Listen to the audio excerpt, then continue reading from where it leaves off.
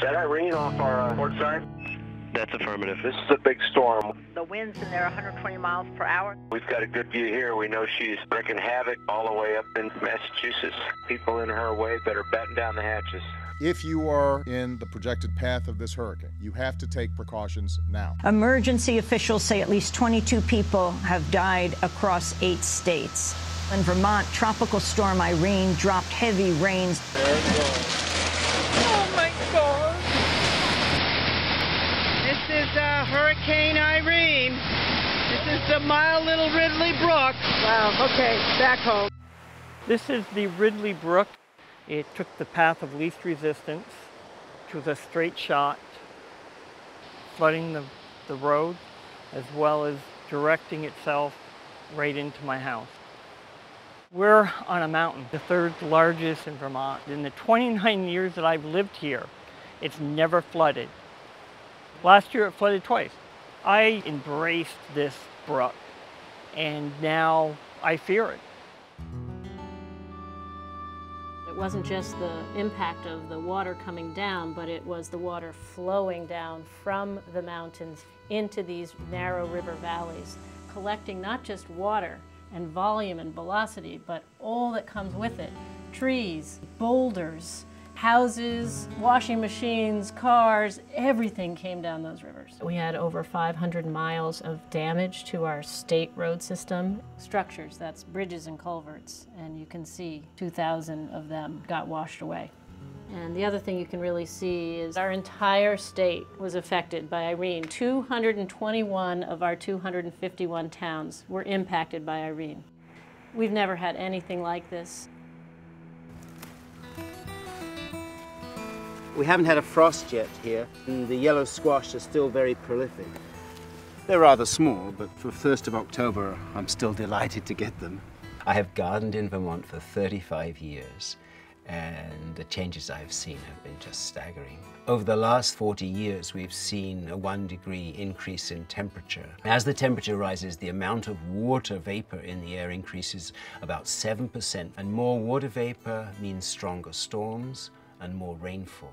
In the Northeast, very heavy precipitation has increased 67% in the last 50 years. In the spring, we had rainstorm after rainstorm for 2 months, giving us more than double the usual precipitation. This is the rainfall pattern from Tropical Storm Irene. The center of Irene passed up the eastern side of Vermont, and the soils were already wet, so they couldn't soak up this rain, and the result was very severe flash flooding on many of the rivers here. All the water from the valley north of here, all of it, goes through that little pinch point up the street. It was a, oh my God moment. Violence that people that haven't lived through it can't imagine what it is. Unfortunately, one young lady lost her life. Here's a memorial that was built to the young woman that lost her life in the flood here. There is definitely climatic changes happening. We're witnessing that, we're experiencing that, and we're having to deal with that. This is the police department building and the town offices right there. So the water came up to this level, wiped out the whole police department, and then went into the town offices, and it took out the town records. You talk about emergency services, you send them up in advance, but when the flood happens, it's like, oh my goodness, here we go. So you know, you kind of trust in God and go to higher ground.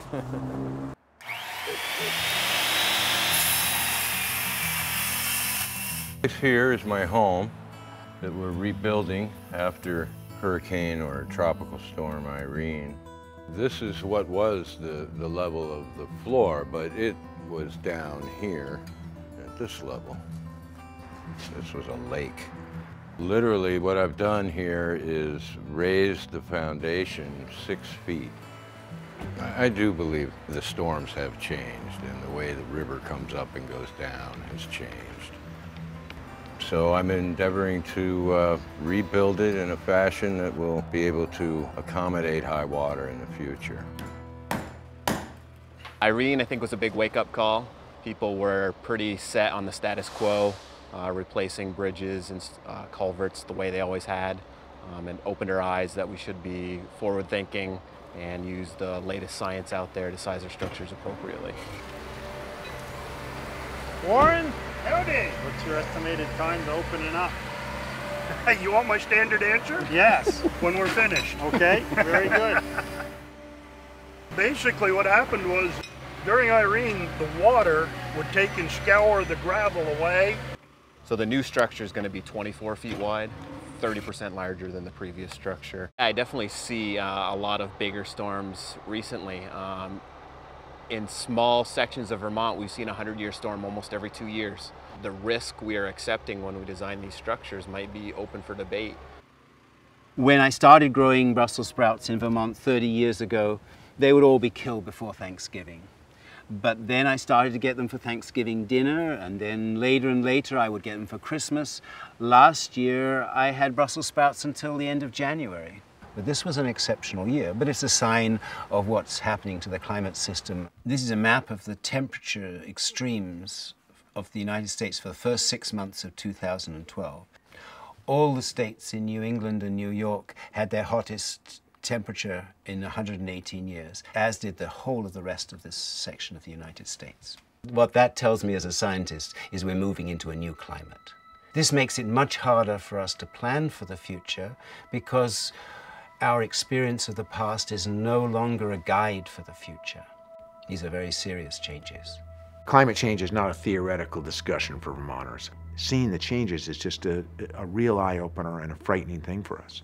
As these realities sink in, as more and more people lose houses and everything they care about because of drastic storms, as people start to see that the growing season has altered, we're going to come to a level of alarm about our challenge that's going to bring us together, unite us to do the right thing. If we fail to utilize the short period of time that we have to move as aggressively as we can to get off of oil and stop producing carbon, this planet is going to be unlivable for our kids and grandkids.